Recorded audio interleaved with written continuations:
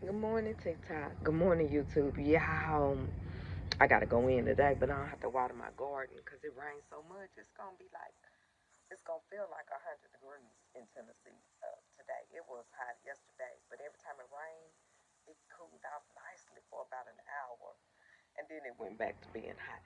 But yeah, y'all gotta go in. I know most of y'all don't miss with Morning Joe spinning cuss. I'm trying to slow that down. Y'all don't miss with Morning Joe sitting or standing.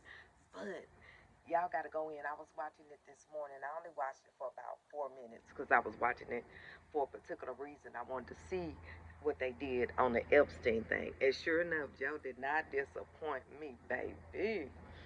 Sure enough, he started trying to cover up for Donald Trump. I was like, oh my God.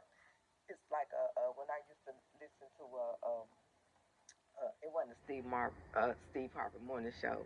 Darn, I can't think of that other black man, the fly jock. He's been around for years. But one of the things it would say was, "Oh my God," and that's what it was, an "Oh my God" moment. Y'all, it'll play back around.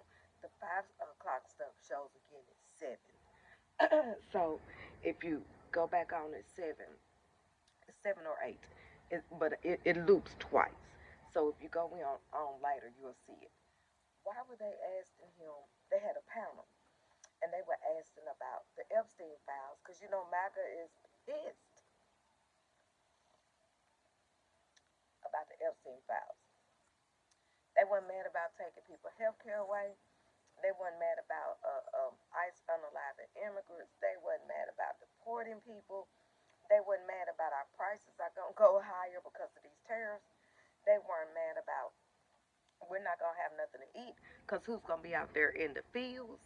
They weren't mad about none of that. But Jeffrey Epstein, baby, they thought they was gonna see the Joe Biden crime family. That's what they call them, Bill Clinton, and then they even threw poor little President Barack Obama off in there, honey.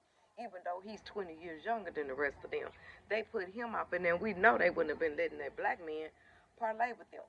But they threw him off in there anyway, honey child. And I was like, oh my God. And so we know that Donald Trump pushed that. He pushed that the whole time that he was running.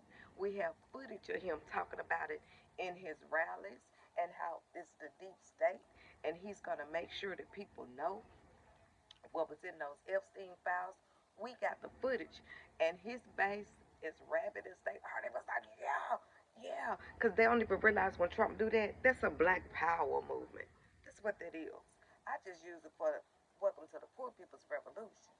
But this is a black power movement from the 60s when those two Olympic gold medalists did that with the black glove on the fist. You can find it at the Olympics.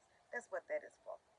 So when I was growing up, it used to be on the back of our hair combs, picks, and stuff. You would have a black fist. It would be a black comb with a fist to remind yourself you are somebody.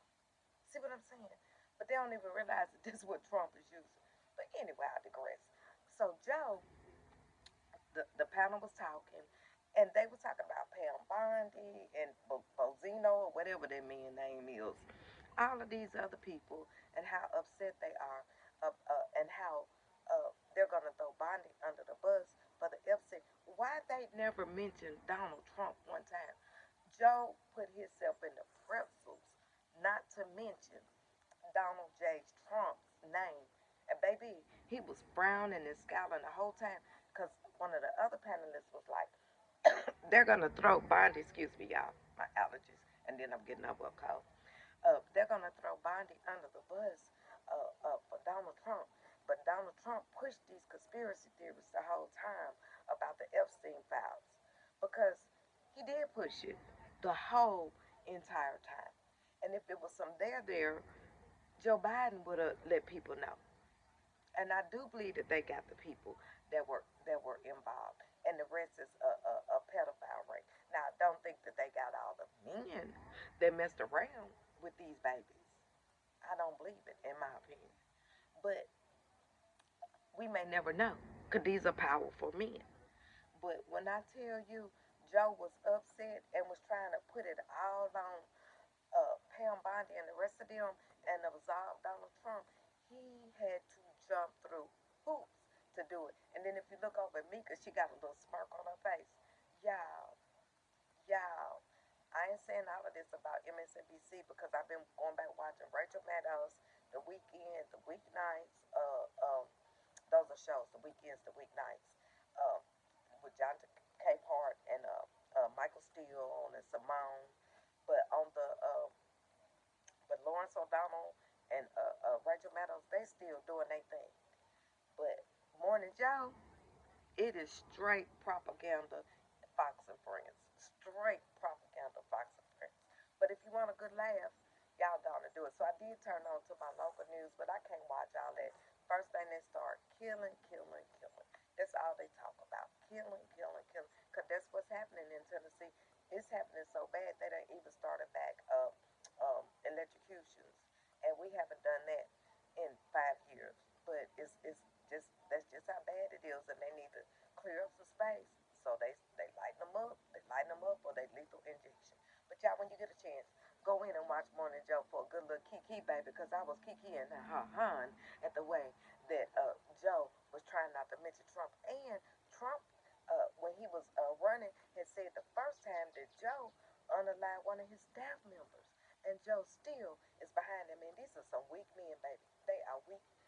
The have-nots will defeat the haves. Welcome to the poor people's revolution. Stay woke so you ain't got to get woke.